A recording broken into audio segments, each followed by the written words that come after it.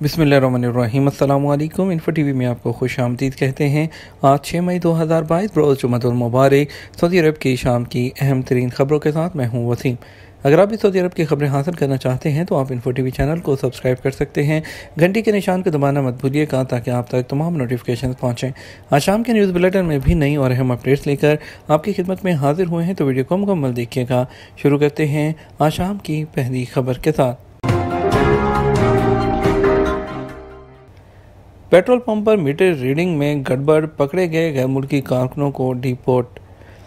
Saudi अरब में petrol station पर meter reading में टेम्परिंग करते हुए पकड़े जाने वाले गैर मुल्की तारकीन को बेदखली के लिए सिक्योरिटी हुकाम के हवाले किया जाएगा और उन्हें दोबारा सऊदी अरब में दाखिले की इजाज़त नहीं होगी।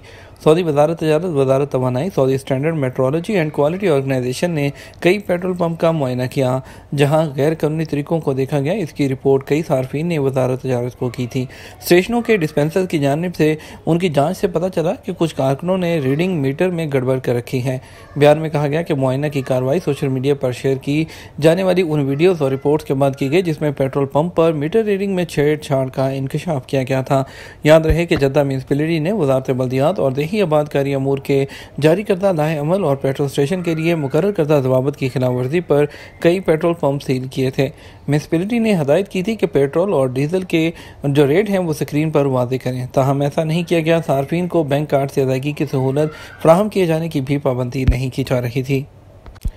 फर्जत प्लेटफॉर्म के जरिए कैदियों की रहाई की सहूलत जारी।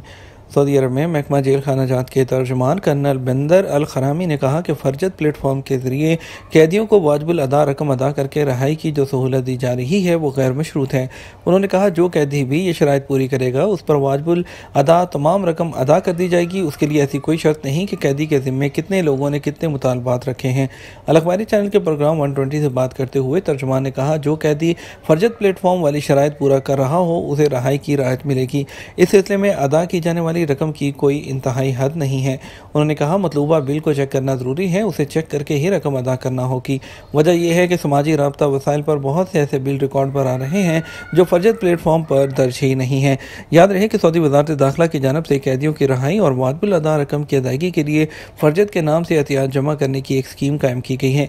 जेलों में कैद ऐसे लोग जो जुर्माने की रकम नहीं अदा कर सकते वो इस प्रोग्राम से फ़ायदा उठा सकते हैं। इस इक़दाम का मकसद एक ऐसा आसान और महफूज तरीका फ्राहम करना है जिसके ज़रिए गैर मुजरमाना और माली मामलात में सज़ा याफ्ता लोगों के ज़िम्मे कर्ज़ों की अदायगी के लिए एहतियात दिए जाएँ। सऊदी अरब का 1 लाख इलेक्ट्रिक गाड़ियाँ खरीदने का मुआहदा।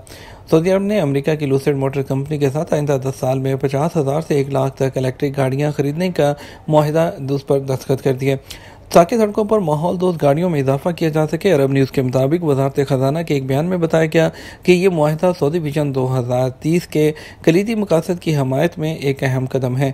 इसका मकसद सऊदी अरब के बाशिंदों की मईशत, माशरे और ज़िंदगियों में सेहतमंद तब्दीली, मुस्तकबिल के लिए मौजू नए शोबों की तमीर और आइंदा नस्लों के लिए मुलाजमतें पैदा करना शामिल है। विजिट वीज़े का इजरा महकमा जो है वो वजारत खारजा का है, महकमा पासपोर्ट का नहीं। महकमा पासपोर्ट ने कहा कि विजिट वीज़ों का इजरा हमारे दायरा इख्तियार में नहीं आता। एक मुल्क से किसी दूसरे मुल्क के लिए विजिट वीज़े का इजरा हमारा काम नहीं, ये वजारत खारजा के दायरा इख्तियार में आता है।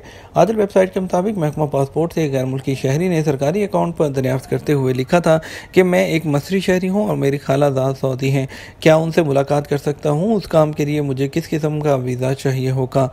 महकमा पासपोर्ट ने मज़कूरा सवाल के जवाब में कहा कि वीज़ों का इजरा हमारे दायरा इख्तियार में नहीं आता। इस हवाले से वजारत खारजा से रजू करें, वहीं से आपको दुरुस्त जवाब मिलेगा।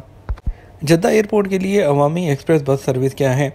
जद्दा ट्रांसपोर्ट कंपनी ने किंग अब्दुल अजीज़ इंटरनेशनल एयरपोर्ट के लिए एक्सप्रेस बस सर्विस शुरू कर रखी है। एक्सप्रेस बस सर्विस जो है वो जद्दा एयरपोर्ट कंपनी और पब्लिक ट्रांसपोर्ट कंपनी साबको के ताउन से चलाई जा रही है। एक्सप्रेस बस सर्विस अवामी जो बस सर्विस है ये हफ्ते के 7 दिन 24 घंटे एयरपोर्ट पर मुहैया है। ये सर्विस किंग अब्दुल अजीज़ इंटरनेशनल एयरपोर्ट के टर्मिनल नंबर 1 और शुमाली यानी कि नॉर्थ टर्मिनल नंबर 2 के दरमियान आने जाने की सहूलत फराहम करेगी। इसका किराया 15 रियाल होगा। इसमें मुआशरे के मुख्तलिफ तबकों के अफराद फ़ायदा उठा सकेंगे। मसरात जद्दा कंपनी के एग्जीक्यूटिव चेयरमैन और साबको के एग्जीक्यूटिव चेयरमैन और जद्दा ट्रांसपोर्ट कंपनी के एग्जीक्यूटिव डायरेक्टर ने इस पे जो एग्रीमेंट है इस पर दस्तखत किए थे। जद्दा ट्रांसपोर्ट कंपनी ने कहा कि जद्दा के हवाई अड्डों पर बस स्टैंड मखसूस कर दिए गए हैं। मलद में बस के 3 स्टैंड हैं, एक फ्लेमिंगो मॉल, दूसरा उदलस मॉल और तीसरा अलबगदाद या मोहल्ले 7 में मदीना से आने वाले रोड पर मौजूद है। ओवरसीज़ पाकिस्तानियों के लिए पार्लियामेंट में नशिस्तें मखसूस की जा सकती हैं। एहसन इकबाल। पाकिस्तान के वफाकी वज़ीर मनसूबाबंदी और तरक्की एहसन इकबाल ने कहा, ओवरसीज़ पाकिस्तानियों को वोट के हक़ की हमायत करते हैं, ताहम एक ऐसा निज़ाम होना चाहिए जिससे ओवरसीज़ को नुमाइंदगी भी मिले, लेकिन पाकिस्तान के इंतखाबी अमल की सिक्योरिटी की भी गारंटी दी जाए।